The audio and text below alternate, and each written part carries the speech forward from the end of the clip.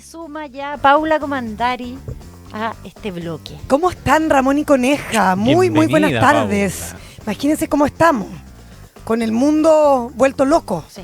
y con audiencias en Estados Unidos, en Venezuela, así que tenemos mucho que comentar respecto de la captura de Maduro y todo lo que está ocurriendo alrededor de esa noticia que se ha tomado prácticamente toda la agenda. Así que Claro. no perdamos tiempo y vamos inmediatamente a lo nuestro. En Conexión Tele 13, la noticia del día con Paula Comandari. Claro, como les decía, fue la primera audiencia de Nicolás Maduro y su esposa Cilia Flores en el Tribunal de Nueva York en Estados Unidos. Por eso había mucha expectación al respecto. Todo esto, como sabemos, después de ser capturado en Venezuela por fuerzas norteamericanas. Nos despertamos con esa gran noticia grande el día sábado. Y lo que ocurría durante esta jornada era muy relevante. Por supuesto, en esta instancia, ambos se declararon inocentes de los cargos por narcotráfico, narcoterrorismo, básicamente, y corrupción que presentó la Fiscalía en su contra. Y en esta comparecencia, Maduro afirmó que aún es presidente de Venezuela y que no es culpable de ninguno de los hechos que se le imputan. Y el juez lo ha vuelto a citar entonces, así como a su mujer, para el 17 de marzo, fecha hasta la que van a permanecer detenidos en Nueva York, ya que por el momento no pedirán la libertad bajo fianza. Hay hartas lecturas respecto de si van a seguir en la misma cárcel donde se encuentran ahora. Vamos a conversarlo, ¿verdad? Con José María Alpino, Exactamente. periodista de Canal 13 que está allá en Nueva York. Imagínense, o sea, con la noticia muy fresquita allí in situ.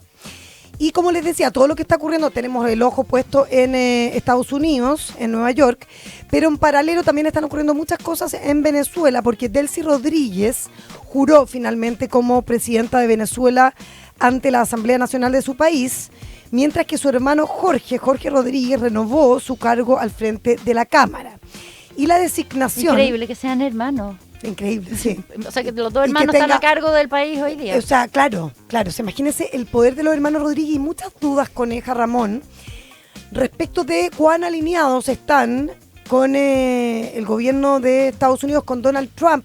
Y ¿Cuántas con Nicolás nego- Maduro, Claro. ¿qué tan cercanos eran? O sea, por supuesto pertenecían como al mundo madurista, pero ¿qué tan disidentes o no eran ellos dos? ¿Cómo estaban operando? Sí, hay un cambio de libreto muy importante entre las primeras palabras de Delcy Rodríguez, ¿verdad? Como apoyando así de manera rotunda a Nicolás Maduro, diciendo que él era el presidente, que tenía que volver, que había sido secuestrado, que necesitaban noticias para saber si estaba en buenas condiciones, pero muy como en la línea de respaldar a Maduro.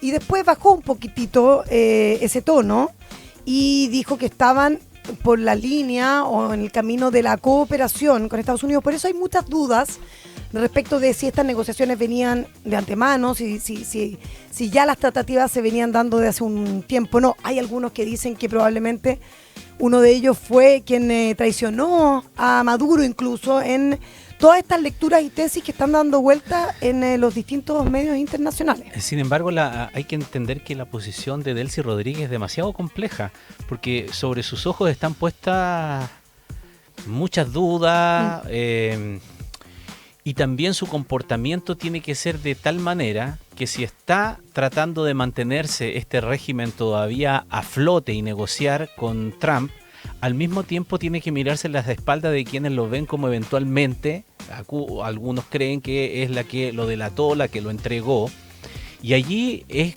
tal vez que donde se entiende en este juego de palabras, que un día dice que el presidente único de Venezuela sigue siendo Nicolás Maduro, después saca una declaración donde dice que quiere cooperar con Estados Unidos sobre la base del respeto, y parece que da a entender o confirma sin hacerlo el hecho de que está negociando, como lo dice Donald Trump, con ellos, y ahora cuando jura, nuevamente dice que llega a hacer esa instancia con el dolor del secuestro de sus héroes. Eso, Entonces, Delcy Rodríguez nos tiene ¿Cómo la realmente leemos? confundidos.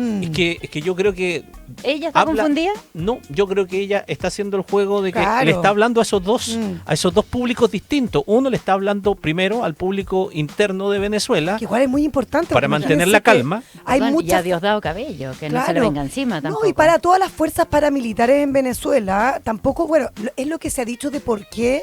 Ahí también hay muchas tesis. No nombra, no menciona ni a Edmundo González, Donald Trump, ni a María Corina Machado.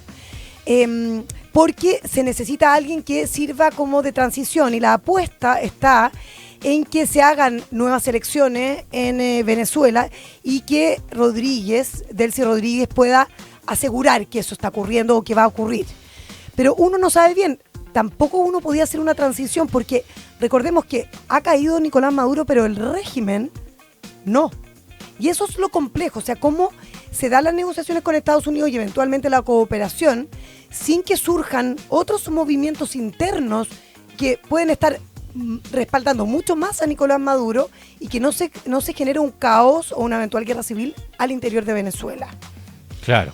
Desde ese punto de vista, lo que dice Donald Trump, al menos lo que expresa públicamente, más allá de la sorpresa que a uno le puede causar por la franqueza, comillas, con lo que se señala posteriormente e involucra el tema del petróleo para un poco configurar lo que verdaderamente hay también detrás de todo esto.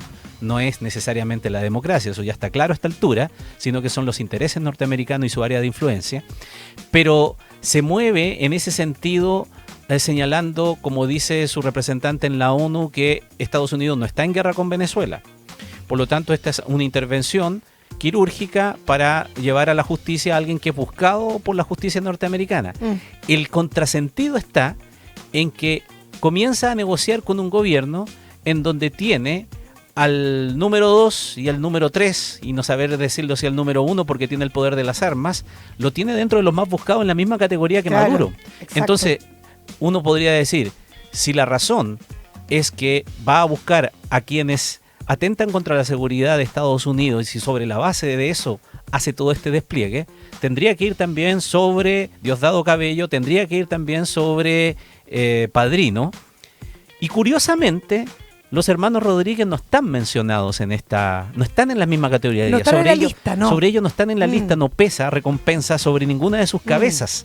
Entonces, allí como que el cuadro comienza a configurarse. Y por eso digo, y vuelvo a lo anterior, de que Delcy Rodríguez lo que hace es un difícil equilibrio entre mantener el orden y la estabilidad al interior, porque uno podría pensar por qué no le dan un golpe de estado a ella si dudan tanto de que participó o no participó, y Padrino se toma el poder si tiene el poder de las armas y Diosdado Cabello no. Es que tiene otra opción, Diosdado Cabello y Padrino, ese es el punto. porque tiene la amenaza de que le ocurra lo mismo que le ocurrió, Pero o peor, un segundo de ataque, Maduro. si ya se lo dijo Donald Trump. Entonces, o se alinea con Delcy Rodríguez, aunque no lo quiera, y aunque a lo mejor tenga unas tremendas dudas sobre ella, aunque no le guste lo que está haciendo, pero realmente no tiene otra opción de ponerse a la fila y decir, lo voy a decir en buen chileno y bien coloquial, mejor me quedo con Delcy Rodríguez aunque no me guste, pero a lo mejor ella me salva. Ahora, es increíble cómo hasta las dictaduras igual tienen sus entramados legales, porque la jugada que están haciendo desde el Tribunal Superior de Justicia es que declararon que hay una ausencia de Maduro. Porque si declaraban que Maduro había una ausencia absoluta, tenían que convocar a elecciones Claro, en 30 inmediatamente. días. Entonces, lograron armar como un entramado legal para dejar a Delcy como presidenta encargada y no tener que convocar a elecciones que probablemente, bueno, ganaría Edmundo González o María Corina Machado en este caso. Entonces también ahí está todas esas tensiones están operando. Pero mientras tanto en Nueva York está preso Nicolás Maduro. Conversemos con José María del Pino, que está precisamente allá. Buenas tardes, José María. Hola, Coneja, Ramón, sé que está la Paula también ahí en la Sí. mesa. Sí, los saludo, ¿qué los tal? tres. Ha sido larga jornada. A ver, cuenta, ¿cómo empezó la jornada de hoy? A ver, la jornada comenzó, yo creo que coincidimos con una imagen cinematográfica muy bien coreografiada por parte de Estados Unidos. Lo sacaron mucho antes de lo que estaba presupuestado de la cárcel, justamente en el horario de los noticieros matinales en Estados Unidos, que van desde las 5 de la mañana hasta las 7:30 de la mañana. En ese momento, cuando la gente se levanta en el país, sacan a Nicolás Maduro de la cárcel por eso correccional fue esa metropolitana, hora, que es el porque lugar donde estaba en Brooklyn. yo pensé, dije, ¿por qué lo están sacando tan anticipadamente? Tienes toda la razón, por el horario de los matinales. Sí, el noticiero AM acá es desde las 5 de la mañana hasta las 7 de la mañana. Me tocó ser escritor de uno de esos noticieros, es una pega bastante difícil, pero entre las 6:30 y las 7 donde se genera el pic de sintonía a esa hora en la mañana. El estadounidense comienza su rutina muy temprano. Entonces, parece no ser coincidencia que se haya elegido precisamente ese espacio para que esto tuviese la mayor implicancia a nivel país. Yo quiero partir comentándoles y diciéndoles que estoy impactado. Los estadounidenses se miran siempre mucho el ombligo y por lo general cuando hay temas en los que a pesar de que están involucrados los protagonistas son extranjeros, no le dan mucha cobertura. El nivel de cobertura que este tema está teniendo Estados Unidos es extraordinario. Desde que nosotros llegamos a Nueva York, las televisoras, y tanto las abiertas como las de cable, no han parado de hablar de este tema. CNN tiene que llevar 48 horas seguidas solo con programación alusiva a Maduro y a Venezuela. Y de ahí se fue a la corte y en la corte pudieron firmar los contratos con sus ambos abogados privados, abogados de altísima reputación en casos de alta connotación pública en los Estados Unidos, estuvieron un rato a sola, pudieron armar algún nivel de estrategia seguramente para a eso del mediodía en Nueva York entrar a la corte donde el titular que les voy a entregar para que comencemos a conversar es que Maduro habló más de la cuenta. Oye, ¿y había expectación ahí en la corte, José María? Porque uno dice, claro, todos los noticiarios lo están cubriendo y todo, pero en las calles, ¿se sentía lo que estaba pasando? Nueva York estaba haciendo su vida normal, para ser honesto, habían dos grupos, uno de manifestantes venezolanos contra Maduro y otro de manifestantes estadounidenses, de unos grupos de trabajadores de Brooklyn y un grupo socialista de Brooklyn que estaban ahí, que portaban banderas venezolanas y eso llevó a que hubiesen pelea y que los venezolanos les quitaran las banderas porque encontraron que era una falta de respeto que se apropiaran de sus banderas en el fondo exigiendo la libertad de Maduro, porque eso es lo que decían las pancartas Free Maduro, ¿no es cierto? Free Cilia, Free Maduro. Pero más allá de ese grupo, que en total habrán sido entre un bando y otro 100, 120 personas, el neoyorquino estaba haciendo su vida cotidiana, pero cuando pasaba por la corte expresaba algo, expresaba solidaridad con los venezolanos, ¿no es cierto? Tocaban bocina a alguno, pero la ciudad en el fondo seguía haciendo su trabajo y su desarrollo normal. Así que no, yo diría que a nivel de ciudadanía este es un tema que no está en el top of mind, ¿no? No está en los primeros lugares de las prioridades de los estadounidenses ahora, y quizás ese es el gran problema para Donald Trump. Ahora, tú decías que Maduro habló más de la cuenta porque le pidieron su nombre y quiso mandarse un discurso político. Habló más de la cuenta en varias oportunidades, ¿no es cierto? La primera, cuando él dice que no es culpable, no responde solo la pregunta. Él dice, no culpable, soy un hombre inocente, soy un hombre decente. Le responde él al juez, de inmediato, así, de entrada. Cuando le dice, señor Maduro, ante todos los cargos que ha leído la fiscalía, ¿cómo se declara usted ante estos cargos? Dice inocente y se larga a hablar. No, todo esto con traducción simultánea. Maduro no habla inglés, lo sabemos, lo hemos escuchado y lo hemos visto públicamente, ¿no es cierto? Como que chapucea un poco de cosas por ahí. Entonces, él dice eso primero. Después, en otro momento, también asegura al juez que él ha sido secuestrado desde Estados Unidos y que él es en este momento presidente de Venezuela. Ya se lo hace ver al juez, pero todo esto no es propio de un arrangement, de una audiencia formalización, esto es propio de un juicio. Entonces, ya como que los abogados se empezaron un poco a incomodar, ¿no? A todo esto tengo que contarles que me contaba el colega de la BBC que estaba dentro de la sala y me decía, ya se les veía mucho más abatidos. Ya no era el Maduro que llegó haciendo los dedos con paz, ya no era el Maduro que llegó diciendo buenas noches, feliz año nuevo.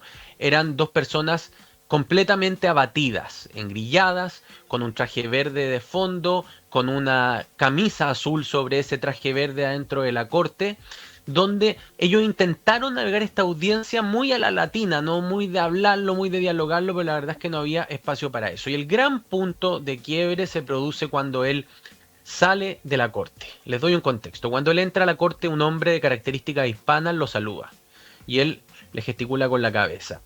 Incluso más, se le acerca con las manos como para querer darle la mano.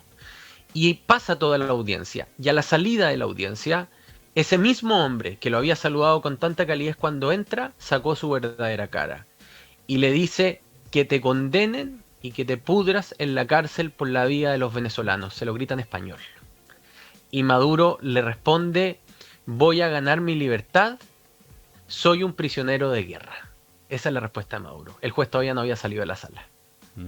Entonces, cuando salen los especialistas, porque por ejemplo, habían especialistas en la sala, directores de escuelas de derecho que vienen a este tipo de juicio, el comentario de los expertos fue atípico y habló mucho más de lo que debería haber hablado. Él debió simplemente haber guardado su derecho a haber ocupado la quinta enmienda, guardar el silencio claro. y simplemente haberse limitado a decir no soy culpable y punto. Como que le llamó la atención a los especialistas todo lo que habló Maduro durante la audiencia. Estamos con José María del Pino, periodista de Canal 13, que está en este momento en Nueva York. José María, cuéntanos, hablaste de que tiene cada uno, o sea, Nicolás Maduro y su señora Cilia Flores, su propio abogado. ¿Quiénes son estos abogados?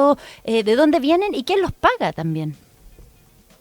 La pregunta de quién los paga es un completo misterio. ¿No es curioso que al mediodía de hoy, justo antes de entrar a la audiencia, Suiza anunciara que congelaba todos los activos en las cuentas bancarias de Nicolás Maduro y de su familia dentro del país?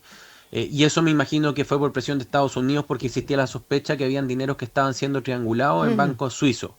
Los dos abogados en particular, uno es de Texas y el otro es de Nueva York, son abogados que habían estado en escándalos no solo de personas famosas que habían, no sé, sido condenados por tráfico de drogas, por delitos de abuso de menores, sino también por escándalos asociados al narcotráfico y a líderes de carteles de droga. Es decir, sobre todo el de Cilia, que es este abogado de Texas, tiene un largo historial habiéndose hecho cargo de defensas de criminales que eran sindicados como líderes de organizaciones de narcotráfico internacional, de carteles de droga.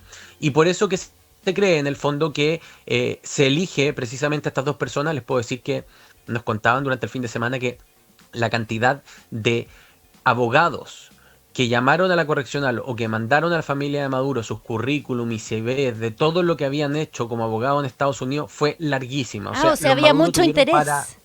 Mucho, porque estos casos sirven para dos cosas. Primero, están los abogados muy caros que saben que acá hay plata y hay plata que indistintamente del resultado se puede cobrar muy, muy cara. Pero también están los abogados que quieren ganar fama, que en Estados Unidos es toda una industria. Abogados que toman casos gratis de figuras de Hollywood que están en decadencia o que ya no tienen por dónde ganar y bueno, terminan finalmente adquiriendo notoriedad nacional por hacerse cargo de estos casos.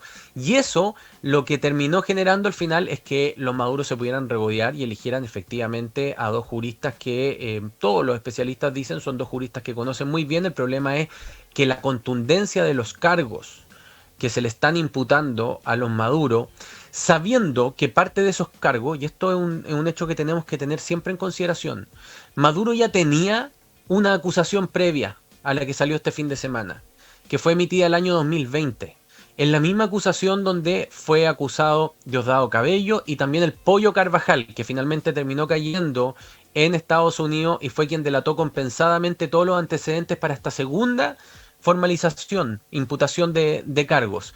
En esta segunda imputación de cargos hay cargos que ya estaban en la primera. ¿Cuál es la diferencia? La primera formalización la aprobó un gran jurado. Hubo 15 ciudadanos que conocieron los antecedentes, que conocieron las pruebas de la fiscalía para ya haber acusado a Nicolás Maduro el año 2020 por alguno de estos delitos. Entonces, se cree que es un caso muy complejo, porque si ya un jurado determinó en su momento que existían pruebas necesarias para poder al menos imputarle los cargos, ahora que otro jurado va a conocer aún más pruebas, la verdad es que la pista se le ve bastante cuesta arriba, al menos a Nicolás Maduro. El caso de Cilia podría ser más debatible cuál es su real participación y cómo se va a poder comprobar que ella es autor material de los delitos que se están imputando. Es bien interesante eso, y ya que nombras a Hugo, el Pollo Carvajal, que fue jefe de inteligencia venezolano y que ya cayó en desgracia y pasó por eso mismo, mira, cuando se le imputan cargo a él, entre algunos de esos está conspiración para el narcoterrorismo, conspiración para la importación de cocaína, posesión de ametralladores y dispositivos destructivos, conspiración para poseer esas armas, todos delitos federales que son significativos en el Código Penal norteamericano. Y lo leo así porque suena muy similar a los cargos que se le están presentando también a Maduro, por lo tanto, raya para la suma. La suerte del Pollo Carvajal, y como su caso está a puertas de tener la sentencia final, ¿es un indicador de lo que le va a pasar a Maduro? Sin duda alguna, porque el indictment, la acusación del Pollo Carvajal es exactamente el mismo documento que el de Nicolás Maduro. El encabezado de ese indictment, que es del año 2020, dice Nicolás Maduro, Diosdado Cabello, Hugo Carvajal. A ellos se le imputa. ¿Qué es lo que hace Pam Bondi en esta nueva formalización? Amplía cargos y amplía perseguidos. ¿A quiénes incorpora? A Cilia, la señora de Maduro, Cilia Flores, y a el niño Guerrero, porque lo que el Pollo Carvajal delata compensadamente es que el Tren de Aragua efectivamente creció al alero y fue una fuerza casi paramilitar, criminal, ¿no es cierto?, amparada por el régimen venezolano para hacer fechorías en otros lugares, entre ellos dedicarse al narcotráfico hacia el hemisferio norte. O sea que lo dice Entonces, claramente. Pam Bondi simplemente amplía. Claro, o sea, como que antes no estaba la ligazón propiamente tal, ¿o no, José María? No, no estaba. Es el Pollo Carvajal quien termina Ya. delatando esa ligazón con el Tren de Aragua y son antecedentes que ya se conocieron durante el juicio del Pollo Carvajal y las audiencias que ya han habido. Oye, y la duda que tengo dos dudas. A ver si me las puedes contestar. Uno es que en el fondo ellos tienen audiencia nuevamente el 17 de marzo y no sé si ahí se tiene que tomar una decisión final o es parte de un proceso. Y lo otro es si siguen en esta misma cárcel, la cárcel de Brooklyn, que dicen que, bueno, tú nos puedes describir mejor cómo es este recinto, pero tiene un foco para presos de alto perfil. Sí, la cárcel de Brooklyn tiene distintos módulos. Hay módulos comunes como los que nosotros conocemos en Chile, con menor nivel y tasa de hacinamiento, pero muy similares, y otros módulos que son individuales. Sin embargo, y a pesar de ser una cárcel del terror, donde circulan cucarachas, ratones, donde se come muy mal, de acuerdo a las declaraciones que han habido de personas que han pasado por esa cárcel, donde se pasa mucho frío, no es la cárcel de mayor seguridad de los Estados Unidos. Esa es la Supermax que está en Colorado. Y de hecho, en algún momento, cuando el Chapo Guzmán pasó por acá por Brooklyn, después finalmente terminó siendo enviado a esas otras cárceles de superseguridad. ¿Cómo son esas cárceles? Son de celdas que tienen 2,5 metros por 1,50 metros, ¿no es cierto? Donde el water está al lado de la cama y básicamente no hay espacio para nada más y tienen 23 horas de régimen, ¿no es cierto?, encerrados, solamente 1 hora en un patio privado al que salen para que no puedan interactuar con nadie más. Es decir, es una condena a una vida en solitario. Por eso que muchos decíamos, al menos de aquí hasta el 17 de marzo, Maduro no va a ver a Cilia, y luego que este juicio termine, si ambos son condenados, es probable que ese matrimonio no se vuelva a ver nunca más en la vida, dependiendo de las penas que puedan llegar a tener. Pero es importante considerar eso. Y respecto al proceso, expliquemos un poco el proceso. Nosotros hoy día vimos la acusación en Estados Unidos, el arraignment, que es básicamente el símil de nuestra formalización. No es tal cual porque ya estaban acreditados los delitos que se imputan. En la formalización chilena se acreditan durante la formalización y el juez dictamina, ¿no es cierto? Acá ya estaban acreditados, sino que simplemente se le pide, ¿no es cierto?, a la persona que está siendo imputada cómo se enfrenta a estos cargos, porque eso abre dos caminos. Camino uno, si yo me considero culpable de los cargos, abro juicio abreviado, no es necesario buscar un gran jurado porque ya no hay que dictaminar la culpabilidad, por tanto toda la parte de selección de jurados, ¿no es cierto?, y prueba pasa por alto y en un par de meses se puede tener simplemente la sentencia del juez, seguramente a través de alguna negociación con la fiscalía, porque yo decidí negociar y declararme culpable para tener, ¿no es cierto?, algunas atenuantes. Sin embargo, y eso es lo llamativo, para mí la gran noticia hoy día, es que Nicolás Maduro, aún conociendo la contundencia de las pruebas que ya han caído sobre el Pollo Carvajal y que también caen sobre él, decide declararse no culpable. ¿Y esto qué va a significar? El 17 de marzo el juez va a volver a revisar la causa y va a entregar el cronograma del juicio. Y el cronograma del juicio va a tener 3 grandes etapas. La primera etapa va a ser la selección del jurado. Y por ahí van a pasar decenas de ciudadanos estadounidenses durante esa sala, porque tanto la defensa como la fiscalía tienen derecho a seleccionar jurados, ya en el fondo descartar jurados que vayan saliendo. Claro, y va a haber ahí se va a armar un múltiples jurado. variables, si son latinos, si no son latinos, si tienen sesgo, Exacto. un montón de cosas. Por ejemplo, el defensor de Maduro podría decir: señorita, usted, su apellido suena latino, ¿qué origen tiene usted? Soy venezolana. ¿Y usted tiene familia actualmente en Venezuela? Sí, señor juez, yo la imputo, no puede ser, Claro. no puede ser jurado, ¿no es cierto? Y se termina armando un jurado así, después de varios días de seleccionar, hasta que queden 15, se dice que va a ser el número de este gran jurado federal. Y después parte el juicio, y ojo que en el juicio vamos a estar meses. meses escuchando pruebas, meses de audiencia, hasta que finalmente, cuando ya no haya nada más que mostrar, ni por parte de la Fiscalía, ni por parte de la defensa, vamos a tener los alegatos de cierre. Y una vez que concluyan los alegatos de cierre, ese gran jurado se va a un hotel custodiado donde no sale hasta discernir qué es lo que ocurre con el imputado, ¿no? ¿Es culpable o no es culpable? Pero ellos no dictaminan la sentencia, entonces ahí pasamos a la tercera etapa de este juicio, ¿no es cierto? Una vez que ellos dictaminan que es culpable, el juez tiene un tiempo para pensar la sentencia, redactar el fallo y finalmente dictar la sentencia, porque la pena la pone el juez, no la pone el jurado. José María, y ahora entonces, hasta el 17 de marzo no sabemos más de Maduro. No vamos a saber más de Maduro hasta el 17 de marzo, a no ser de que sus abogados intenten realizar alguna acción judicial que tenga por objetivo, ¿no es cierto?, mover fechas, plazos, ganar tiempo, pero al menos en lo que tiene que ver, por ejemplo, con libertad condicional no va a existir. De hecho, el mismo Maduro, más bien la defensa de Maduro, le responde al juez que no hay solicitud de libertad bajo fianza en esta causa ni en ningún de fianza, por tanto va a estar preso hasta el 17 de marzo y podría incluso estar más preso aún si es que su defensa decide hacer algunas medidas dilatorias durante estos procedimientos previos. Desde Nueva York, el lugar de los hechos donde compareció Nicolás Maduro, José María del Pino, muchas gracias por haber estado esta tarde. ¿Tú te vuelves o te quedas allá unos días más? Me queda una jornada más Ya. de trabajo porque mañana hay que depurar, hay que seguir reporteando qué es lo que realmente pasó en esos 40 minutos adentro de la sala del juez. Ahí nos contarás entonces. Buenas tardes. Nos vemos, José María. Bien, Chao. buenas tardes. Chao, chao, muy buenas tardes. Conexión Tele 13. Hoy al mediodía, el Tribunal Calificador de Elecciones proclamó oficialmente a José Antonio Kast como presidente electo en una ceremonia que contó con la presencia de todos los timoneles de partidos políticos, menos del Partido Comunista. De esta forma, José Antonio Kast retoma sus actividades que esta semana lo llevarán a su tercer viaje al extranjero.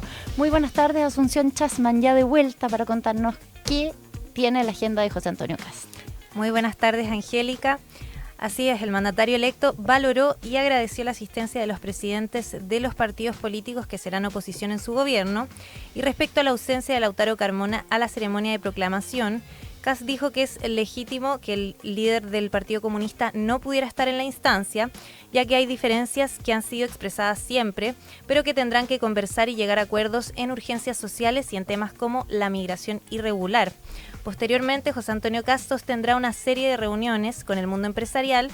Este martes a las 9 de la mañana va a recibir al Comité Ejecutivo de la CPC y el jueves a las 8:30 de la mañana va a asistir a un encuentro en Icare para abordar los desafíos económicos del país.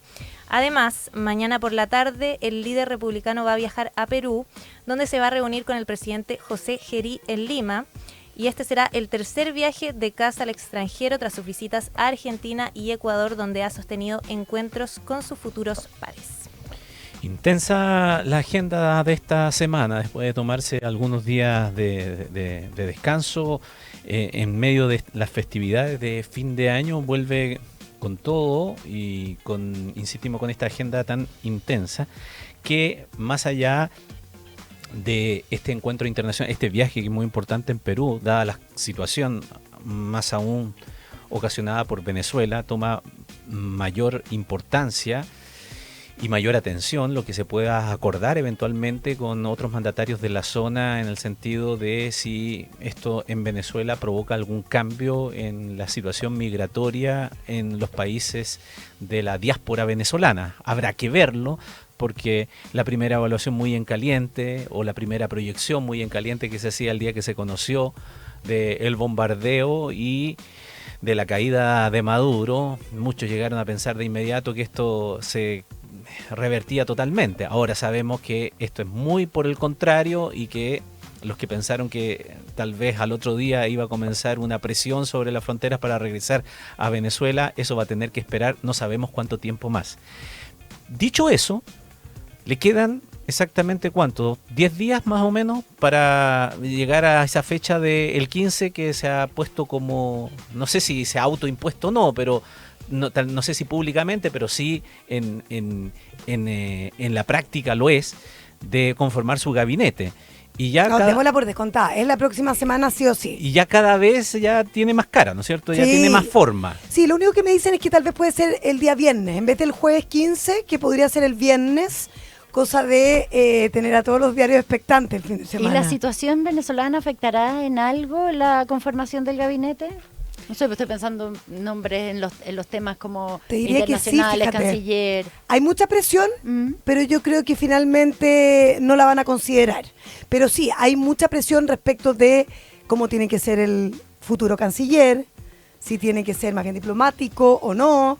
Hay mucho paño que cortar respecto de lo que está pasando hoy en Venezuela, tanto como leer cómo fue la primera intervención de José Antonio Kast, ¿no? Claro. Respecto a lo que había pasado. Bueno, pero en todo caso, esta ceremonia fue bien ecuménica, ¿o no? O sea, Sí.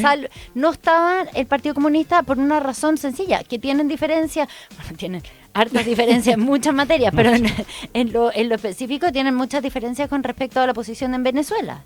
Sí, Totalmente. Por lo que decía la Paula, José Antonio Kast salió a celebrar la caída de Maduro y ellos salieron a denunciar la intervención de Estados Unidos. Entonces, por eso deciden restarse. Una sutileza. Fíjense que José Antonio Kast, me fijaba con más detención, siempre habla de lo positivo o lo importante de la caída de Maduro, pero no se refiere directamente a Estados Unidos. Claro, no habla de Estados Unidos. Habla de la caída de Maduro. Ahora, respecto del gabinete, en una cosa más específica, de lo que se ha conversado bastante estos días también, es de los equilibrios al interior del comité político, que es el círculo más cercano, obviamente, de cada uno de los presidentes. Y hay que recordar que el comité político no es una figura, una instancia, una institución que exista como tal. Digamos que tiene nombres y puestos definidos. Cada presidente le da ciertas Claro, prioridades de es acuerdo al quien programa de integra. gobierno. Y entonces tiene mucho sentido que este comité político, por ejemplo, incluya un ministro que es nuevo, que antes no estaba y que por eso a lo mejor no estaba, pero dado las características como de gobierno de emergencia que le ha puesto José Antonio Kast, sea el ministro de Seguridad, que también pueda pasar a integrar el comité político. De Puede todos ser modos. o no puede ser. De todos modos, te Y diría que sobre va a ese estar. contexto, si seguimos en esa línea, con el tema de migratorio, ese ministro de Relaciones Exteriores también, cosa que Podría sería inédito, eventualmente terminar en el un comité político. Además, porque ese futuro canciller probablemente va a tener un rol económico también. Demostrar por qué Chile Claro, de es un buscar foco de inversiones, inversión. han planteado, todo eso. Ahora, primero hay que tener ministro de Seguridad porque hasta donde sabemos es uno de los cargos que más ha costado encontrar. Hay al varios nombres candidato o sonando. Sí. Ah, ¿sí? ¿Hay nuevos nombres? Hay nuevos nombres en carpeta. A ver, Ya, pues, Miren, más que, Cuenta, miren, más que cuenta. nombre, Tírate más que alguno, nombre pues, les Paula. diría yo que están viendo los perfiles. Ah, pero De- yo supongo que los perfiles los Tienen tenían nombre. claros. No, o sea, es que hay, les diría que 3 o 4 perfiles distintos de lo que quieren hacer y lo que quieren Bueno, concretar. escuché, uno de los últimos nombres que escuché era Carlos Maldonado, que fue el encargado de seguridad de la candidatura de Belín Matei. Igual sería sorprendente. Alguien que viene como de el sector más centro-izquierda de la potencial alianza que está tratando de conformar José Antonio Kast en relación a su gobierno. Mira, yo creo que en los perfiles es más bien un perfil que sea ya un uniformado propiamente tal, o ex uniformado por esa línea. Ya, alguien tipo Enrique Basalet. pero Exactamente. que está escogido diputado. O el propio Cristian Vial, también elegido claro, parlamentario. El segundo perfil iría por el lado de un técnico, alguien que conoce la política pública.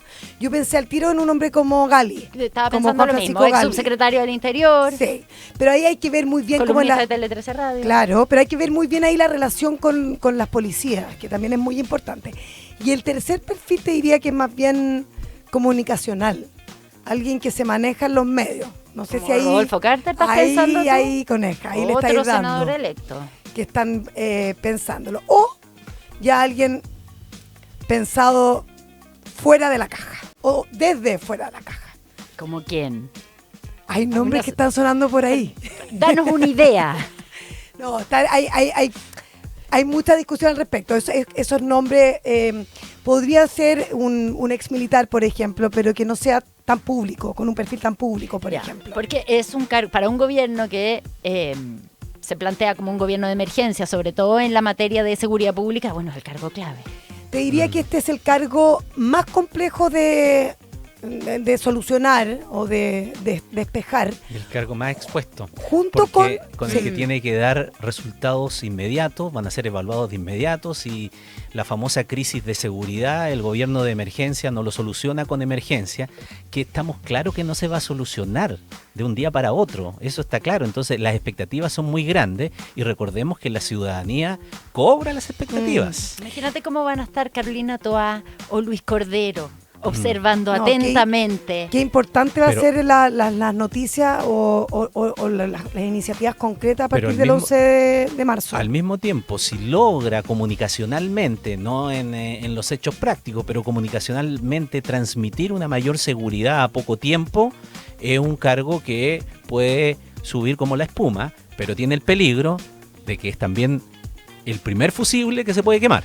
El primer fusible o el lugar donde tú puedes Catapultarte. encumbrarte Claro. para posibles pretensiones políticas. Por eso digo que es muy significativo mirar los perfiles. Son las 6:35 y vamos a saludar a nuestros